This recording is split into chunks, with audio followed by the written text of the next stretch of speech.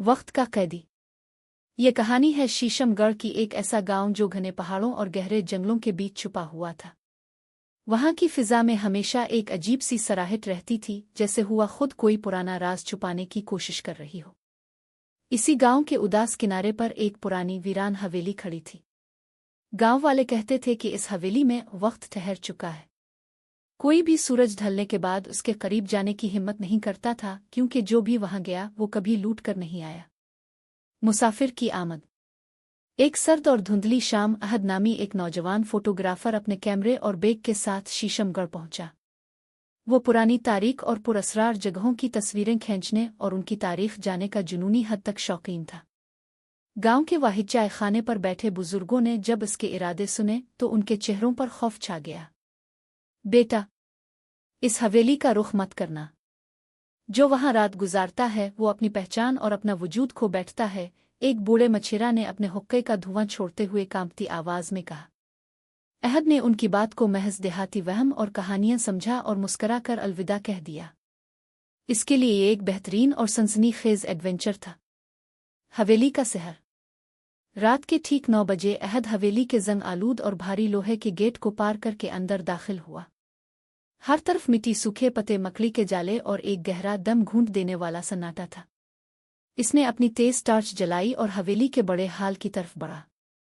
हाल के ऐन वस्त में एक बहुत बड़ा कदीम दादाजी वाला क्लॉक, ग्रैंडफादर क्लॉक, नस्ब था।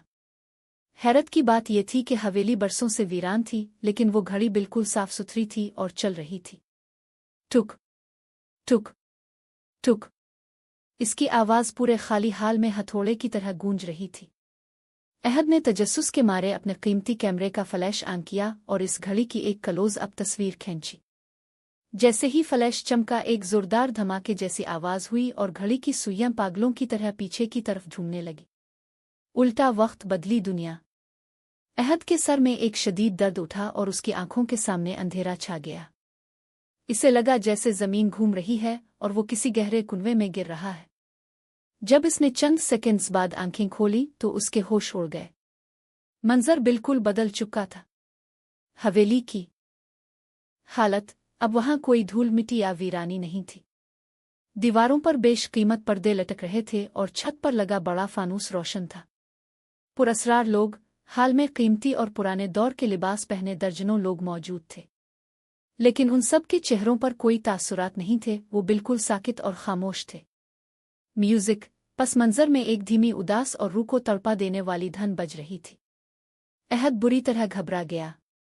इसने अपनी जेब से फोन निकाला, लेकिन इस पर सिग्नल गायब थे और उसकी स्क्रीन पर मौजूद डिजिटल वक्त उल्टा चल रहा था। वो खौफ के मारे तेजी से मरकजी दरवाजे की तरफ भागा, लेकिन वहां कोई दरवाजा नहीं था, सिर्फ एक ठोस काली दीवार थी। आईने का खौफनाक राज।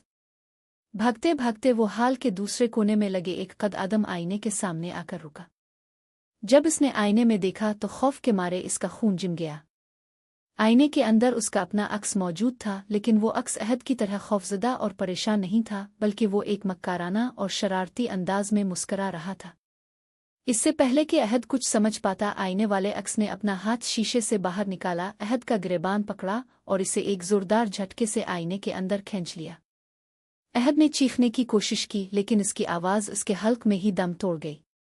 अगली सुबह सूरज की पहली किरण पड़ते ही हवेली की वो झूठी रौनक, वो लोग और वो म्यूजिक सब पलक झपकते ही गायब हो गए। इमारत दोबारा एक वीरान, धूल से अटी हुई पुरअसरार जगह बन चुकी थी, जहां सिर्फ कबूतरों के पर फड़फड़ाने की आवाज थी। दोपहर के वक्त गांव के कुछ लोग और पुलिस के 2 जवान हिम्मत करके हवेली के अंदर दाखिल हुए। उन्हें हाल के फर्श पर अहद का कैमरा, बैग और टॉर्च तो मिल गए, लेकिन अहद का पूरे इलाके में कहीं कोई नाम और निशान नहीं था। जब पुलिस अफसर ने अहद के कैमरे को ऑन किया ताकि कोई सुराग मिल सके, तो आखिरी तस्वीर देखकर उसके हाथ कांपने लगे और कैमरा फर्श पर गिर गया। वो तस्वीर इसी कदीम क्लॉक की थी, जिसके शीशे के अंदर अहद की एक धुंधली लेकिन वाज़ेह शक्ल कैद थी, जो बाहर आने के लिए बेबसी से शीशे पर हाथ मार रही थी। और कमरे में मौजूद इस क्लॉक की सुइयां अब एक बार फिर बिल्कुल सीधी और पुरसुकून चल रही थी। टुक टुक टुक।